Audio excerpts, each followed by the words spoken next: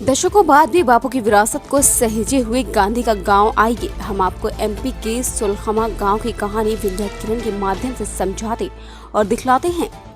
मजबूरी का नाम महात्मा गांधी, एक कहावत अक्सर सुनने को मिल जाती है। शौक नहीं बल्कि इसी मजबूरी के चलते सुलखमा गांव के लोग आज भी बापू की यादों को संजोए हुए हैं, क्योंकि जिस दिन चरखा नहीं चलता उस दिन उनका चूल्हा नहीं जलता।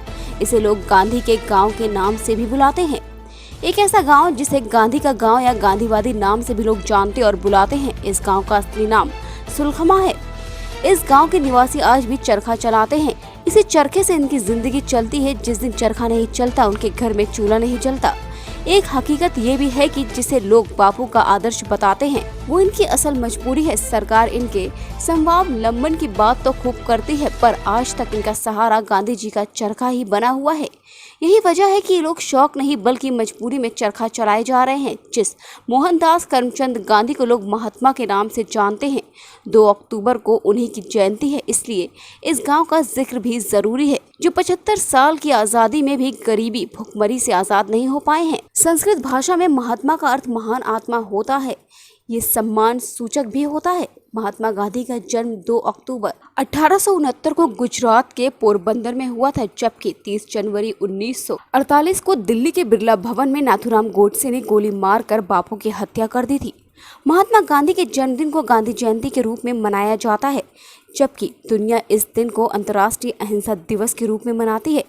महात्मा गांधी को सन 1908 में इस चरखे की बात सूझी थी। तब वो इंग्लैंड में थे। सन 1916 में साबरमती आश्रम की स्थापना के उपरांत महात्मा गांधी ने चरखा चलाना शुरू किया था, जो आज़ादी की लड़ाई के साथ ही आर्थिक स्वावलंबन का प्रतीक बन गया था। लेकिन अब ये चरखा सिर्फ प्रदर्शन की वस्तु बनकर रह गया है। सतना जिला मुख्यालय से 90 किलोमीटर दूर अमरपाटन विधानसभा क्षेत्र के सुलखमा गांव में करीब 120 परिवार निवास करते हैं, जो कि चरखा पर पूरी तरह आश्रित हैं। जबकि आधुनिक दौर में चरखे के दम पर इनका गुजारा बमुश्किल ही हो रहा है। इस गांव के लोग मूलभूत सुविधाओं से भी वंचित हैं।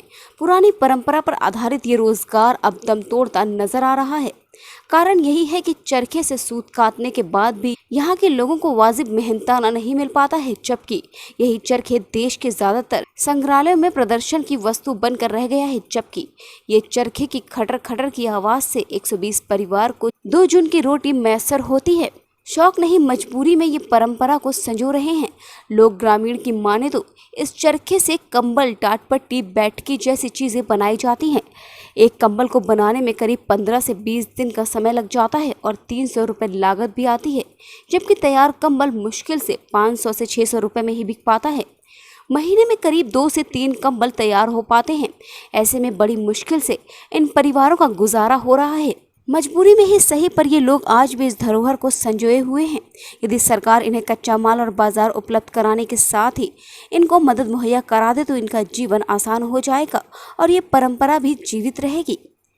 सरकार की अनदेखी से दम तोड़ रहे बापू की विरासत सुलखमा गांव तक पहुंचने से पहले सरकारी योजनाएं रास्ते में ही दम तोड़ देती हैं।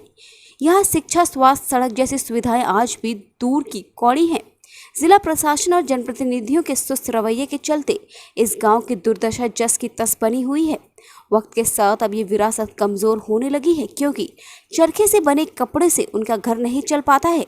यहाँ के कुछ युवा आजीविका के लिए पलायन भी करने लगे हैं। ऐसे में बुजुर्ग ही इस विरासत को संभाल रहे हैं। ऐसे में ग्रामीण को ये चिंता भी सता रही है कि कहीं बापू की विरासत भी दम न तोड़ दे।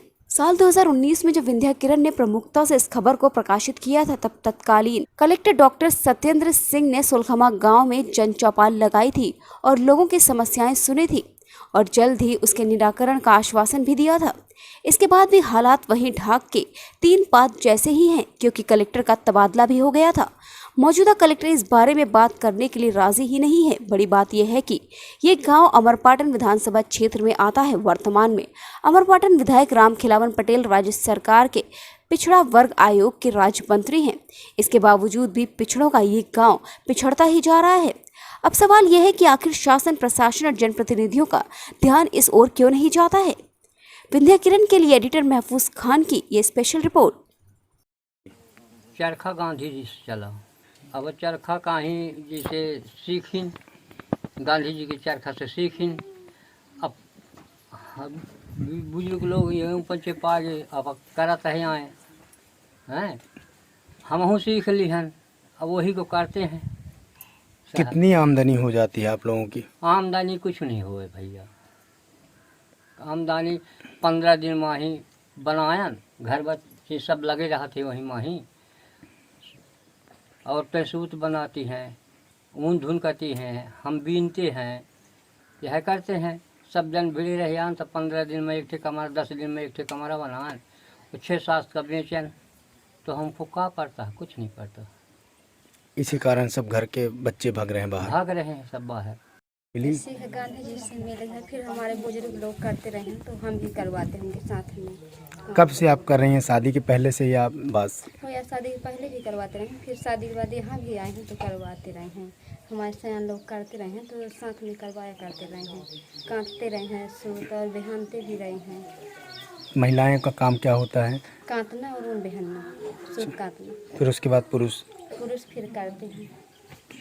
क्या मजदूरी, कितना मजदूरी मिल जाती है आप हो लोगों या को? जब सब लोग लगे रहते हैं तो 600-700 रुपये पड़ जाता है 10 दिन 15 दिन में। मजदूरी सूल हो जाती है आपकी?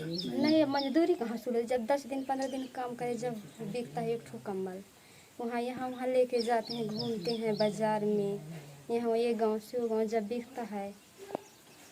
क्या शासन प्रशासन से मांग चाहती हैं आप? यही मांगते हैं कि सुविधा मिल जाए तो जल्दी वो काम हो जाए, मशीन आ जाए, कुछ रोजगार मिल जाए।